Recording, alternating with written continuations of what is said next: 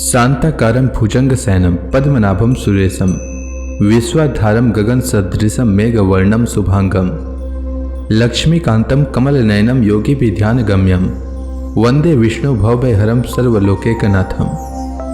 मंगलम भगवान विष्णु मंगलम गरुड़ध्वज मंगलम पुंडरीकाक्ष मंगलाय तनोहरि। ओम नमो भगवते वासुदेवाय। आज का दिन आप सभी के लिए मंगलमय हो। आज मैं अघन मास कथा का 11वां अध्याय सुनाने वाला हूँ।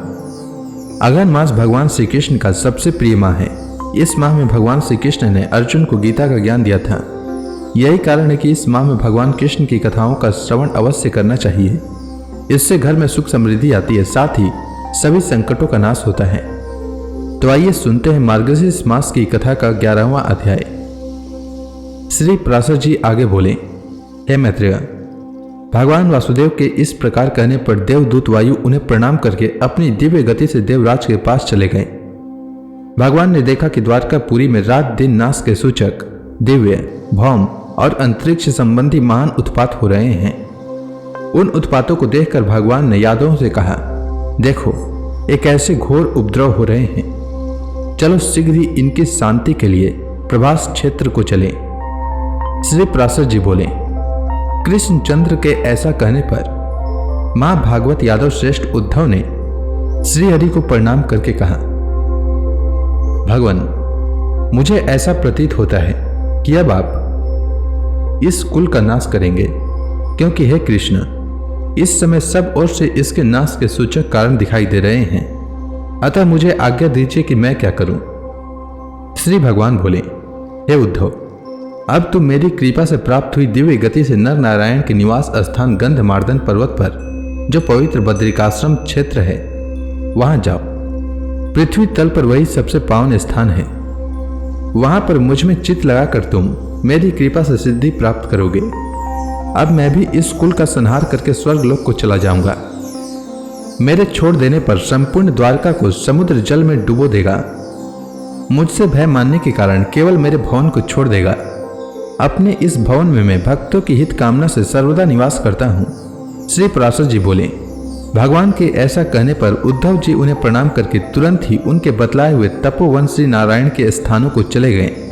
हे द्विज, तदंतर कृष्ण और बलराम आदि के सहित संपूर्ण यादव शीघ्रगामी रथों पर चढ़कर प्रभास क्षेत्र में आए।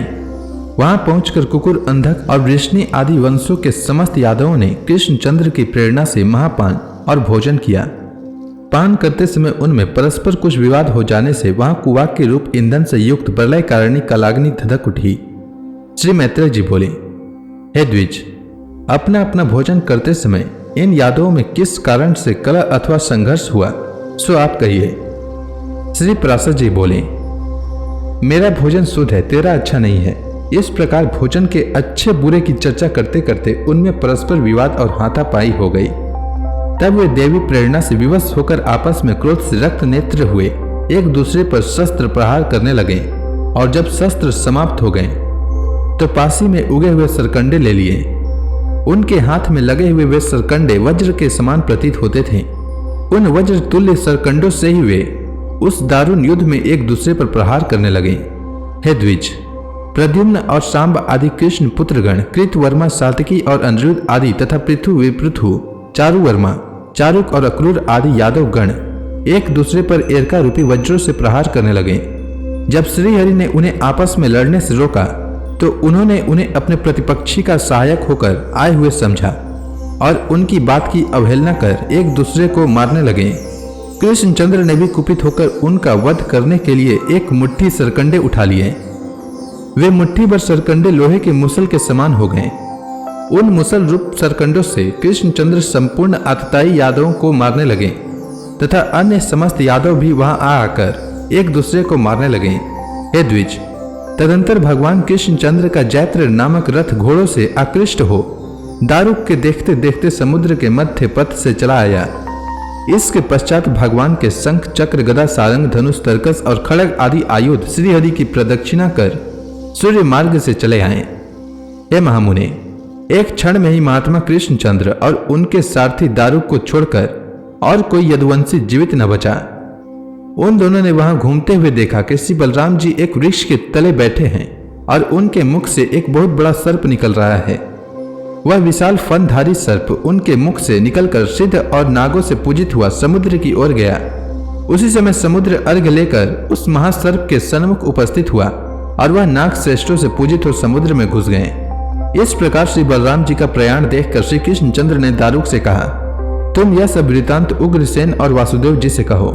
बलभद्र जी का निर्याण, यादवों का क्षय और मैं भी योगस्थ हो शरीर छोड़ूंगा, यह सब समाचार उन्हें जाकर सुनाओ। संपूर्ण द्वारका वासी और उग्रसेन से कहना कि अब इस संपूर्ण नगरी को समुद्र डुबो देगा, इसलिए आप सब केवल अर्जुन के आगमन की प्रतीक्षा करें तथा अर्जुन के यहाँ से लौटते ही फिर कोई भी व्यक्ति द्वारका में न रहे।